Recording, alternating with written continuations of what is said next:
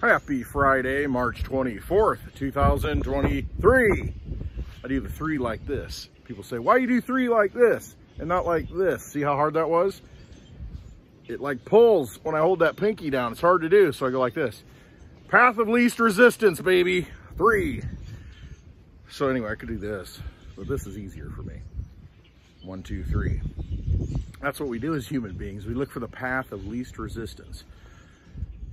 So what's crashing today? Well, let's go back to the Fed. Quarter of a point interest rate hike the other day. I figured that's what they do because, you know, if they do 0, it's going to be, oh, we got problems. Oh, they're not worried about inflation anymore. They're worried about a banking crash. Oh, crap. So what they're going to do is, oh, yeah, we're still concerned about inflation. And Powell, if you read his body language, it's pretty telling, I think, because he's doing a lot of this. And, you know, you can just tell the gestures or a couple of questions he was asked. Well, did you know, or did the Fed know what was going on at SVB Bank? And I'll get back to you. Not a lot of confidence there. Then you got Janet yelling out, I don't know, mixed messages, mixed signals. Who knows what's going to happen other than the fact that they're in a situation where everything's crashing on them. Chinese and the Russians are saying, we don't need dollars anymore. So that whole control structure, that whole vampire casino is crumbling right in front of you. They're losing control of it. The banking system, you had Credit Suisse go under. And now, today, Deutsche Bank, which I can't, it's walking dead. It's forever. Can't believe that bank's still operational. But you're seeing today, it's taking a hit. The credit default swaps to insure whatever they have is pretty pricey for them. And that may be the one that falls this weekend. So I think you're going to see weekend after weekend. What bank failed today, this week? So who knows what's going to happen. Just be prepared, understand what you're dealing with, get into some sound assets that you have in your possession that you can use that aren't able to be locked down and controlled by the banking structure, by the vampire casino. That is the problem at this point. So, don't want this going out. This is one of my favorite cigars, actually. It's an Olliv Series V. I think 135th anniversary. It's tapered a little bit, and it's pretty good. I like the Series Vs from Olliv. One of my favorites. Probably my top 5 for sure. Probably top 3. Anyway, I was listening last night to a Spaces. You know, on Twitter you can listen to people talk, and it was very interesting. Reggie Middleton was in there. David Morgan, the silver industry, if you know anything about silver, he was in there, and I was just listening. And I thought about chiming in and raising my hand because it kind of got into my wheelhouse, but I thought I better just listen. I better not chime in yet, so I'll talk about it today.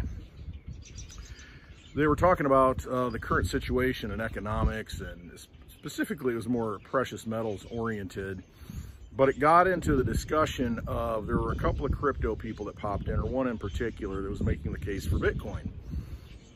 You know, crypto in general, but Bitcoin specifically, because when you're talking to, you know, the more establishment money, that's what they understand. They understand Bitcoin, because what kept coming up is, well, you know, you can create 20,000 other coins that are out there. That was one argument. Well, you know, why, you know, Bitcoin, how can that have any value when you can create all these other ones, you know, but you get into the fundamentals of it, which they didn't do. It was more of a, they're not there yet, and not everybody's got their own path when it comes to cryptocurrencies. And it's not one or the other. That's my takeaway. It's not just gold and silver and precious metals. It's not just crypto. It's both. You got to protect yourself now, because there's something important about having it physically in your hand. Internet goes down, Mad Max scenario, you want to have assets like right here. If you have a system though that continues, a digital system that we're in, everything's digital. If you're in that kind of system going forward and you think you're going to have children, grandchildren that are going to be around, and you want to prepare for that, you know, you might want to look at the digital commodities, the digital gold and silver, the Bitcoin and Litecoin type of things. That digital sound money. But what they got into was cryptocurrency. The argument that came up, one of them was, there was someone who was pro gold and just, you know, didn't have anything to do with crypto, didn't like crypto at all, and said, look at the trucker strikes. you know, the one guy said, the only thing that was allowed to be sent at some point, because the banking system, the Canadian government, the whole trucker strike, PayPal shut down any donations. You know, there were no donations allowed. They controlled the banking system in Canada and said, that's it. No more donations to these truckers. So they locked down that system to where you can't send value in their traditional system to the truckers. So they said, fine, we'll take Bitcoin. Send them Bitcoin. So people sent them Bitcoin. But what the government then did, and this was the argument of the pro-gold person, was that, okay, the government flagged all that Bitcoin and said, you can't spend it. So it's worthless. But it's not worthless. You can still spend it. You just can't spend it in their casino. And that's the difference. What they control, their structure, their gateways, their current system. Yeah, they can look at Bitcoin and say, okay, this Bitcoin address where everybody was donating to for the truckers, flag that. Anything that comes into it, mark it, flag it. We need to know where it's at and where it goes. Because on a public blockchain, open, transparent, once you know someone's address, you can say, oh, okay, I know what's going in and out of it. So they flagged that address. And the government said, you know what? Any exchange, any gateway, any place that sees one of these Bitcoins that have touched this wallet that then show up in your exchange, you freeze it. They can do that. Now, does that stop you from sending it to someone else? Does it stop you from buying something from me, from buying something from someone else who will accept Bitcoin? No, because the Bitcoin network runs on its own. Nothing you can do to stop it. But you can, however, gateway the existing system when you got to pay your bills and the only thing they take is cash, you know, the government cash, and you try to use the Bitcoin that came out of that wallet, it's a problem. Now, what can solve that? Well, if you had privacy in money and privacy in Bitcoin, like you do in Litecoin, and this was an argument I would make, is that you got Mimblewimble, you got privacy. You can send it from an address and nobody knows where it comes from.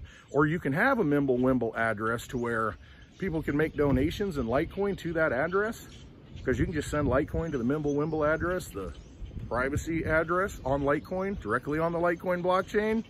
You can do that. And then the government is like, I don't know. I mean, how do I track that? You can't track it. And so you completely bypass that system. They don't know where it came from. They don't know that you have it in that address. They don't know that it leaves that address when you bring it back into regular Litecoin. And then you can participate in the vampire system if you want to with that Litecoin. Or we can create a new system outside the vampire casino. We create our own economy and we start using sound money for the digital age. We can send that Litecoin or that Bitcoin outside their system to each other. And that's how they lose. And they know that. They're going to continue to lock down systems that they can control to prevent you from utilizing the value of crypto. That's what they're going to do. And I see that in the banking system. I see it happening now. I see exchanges getting crimped. I see banks not allowing cryptocurrency to interface and, you know, any transactions from crypto into banks. They're starting to shut it down. So they're trying to lock you out of their casino. Fine. Don't play in it anymore. You don't have to.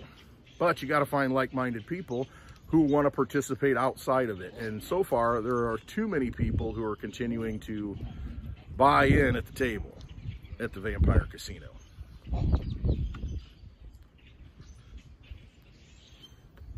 What you do is not sit down at the table. You build new structures. If you're a business, you take cryptocurrency. Hey, I'll take Litecoin, send it to me. And you can send it privately too with Mimblewimble. So it's a mindset change. And once you understand the technology, once you realize that it's a completely decentralized network that runs on its own, nothing you can do to stop it. No government, no central bank. You can just interact with anybody you want who also wants to participate in that network. And that's what gives it value. That's why Bitcoin back in 2010, it took 10,000 of them to buy 2 pizzas. You know, the 2 Bitcoin pizzas for 10,000 Bitcoin. But now 10,000 Bitcoin, what's that? You know, you can get 2 pizzas, you can get 20 pizzas, you get 200 pizzas, you know, for 1 Bitcoin, less than 1 Bitcoin. You can get, buy the whole restaurant with, you know, 10,000 Bitcoin, buy the whole franchise. But that's because people understood and have come to understand the value of it and started participating in the network and have said, listen, we're willing to take all these vampire casino chips out of their casino, put it into Bitcoin because we understand the value of it. We're going to start using it. Anyway, that's how we have to look at the system. If they're going to control us, fine. We're just going to do our own thing. You know, it might be painful at first, but we have to build out the system. If you're a business, take crypto, spend crypto, pay your employees in crypto, and just start working into that. It doesn't have to be immediate. It just has to, you got to realize the problem and realize you've got a solution and start using it. That's all you got to do. Realize it's a secure solution because Bitcoin's been running since 2009, Litecoin since 2011. Litecoin, pretty sure, longest running uninterrupted network, never had downtime in crypto, longer than Bitcoin. So that's where you're at. And one of the arguments was, well, we just had a solar flare on the other side of the sun. If the sun would have been turned our way, it would have hit us and everything would have went down. What are you going to do with your crypto then? Everything's out. Ha! Gold's the only thing that works. Well, I got news for you. Are you going to take that gold to the gas station and go buy gas with it? Let's say the owner will take it.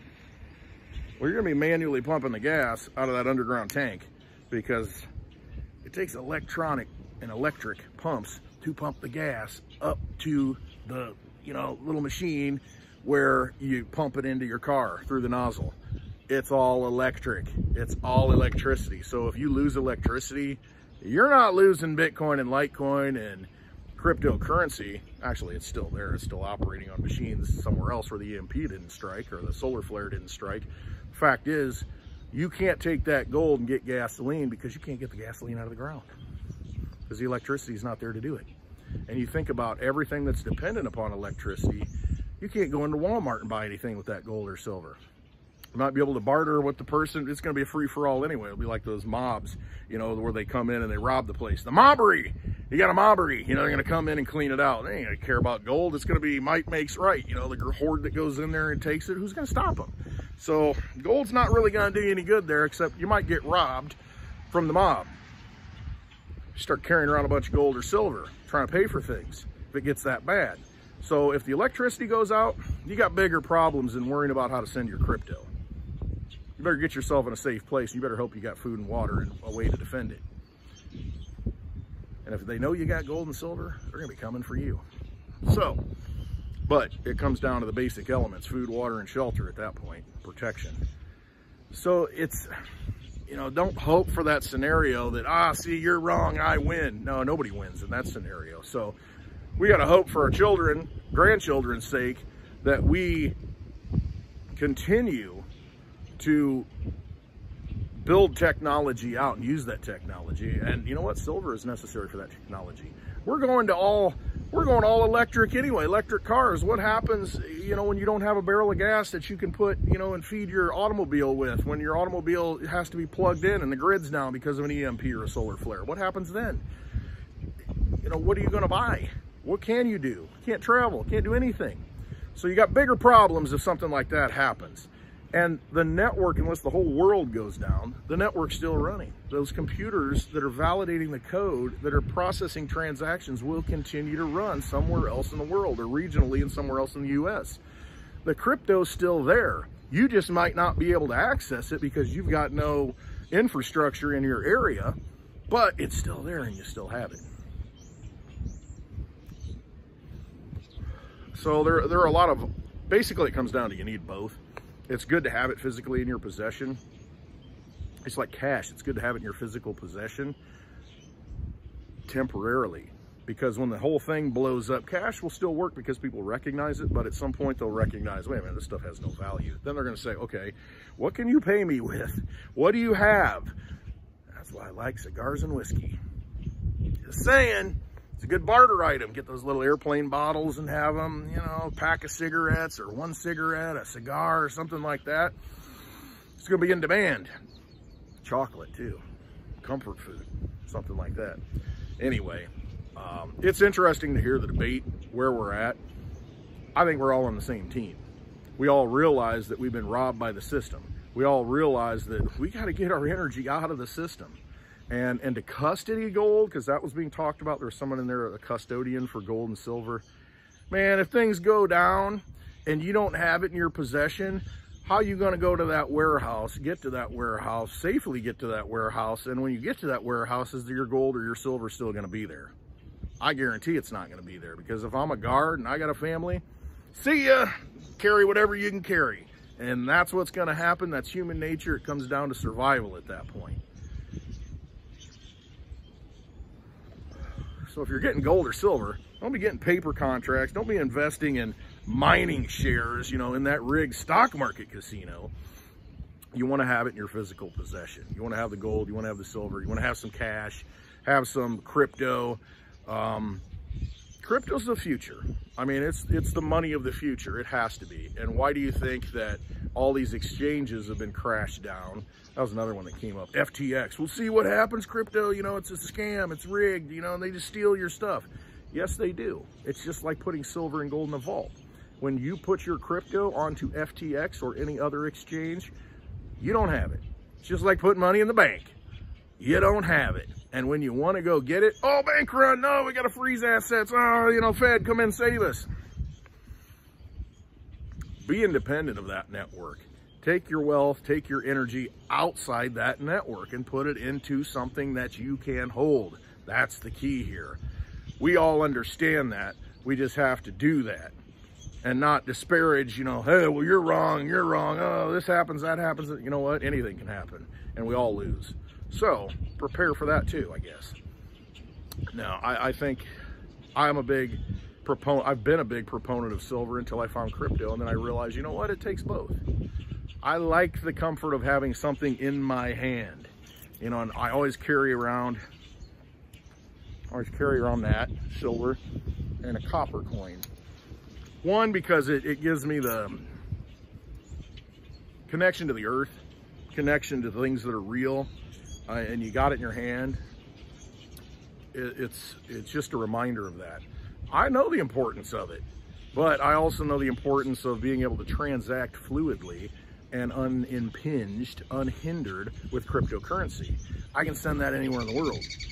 I can't send that gold and silver, or that gold and silver, I don't have any gold, that copper and silver around the world if I want to pay somebody. But I can pay them in digital silver, I can pay them in Litecoin, and I know it's going to get there because it always has for over 11 years.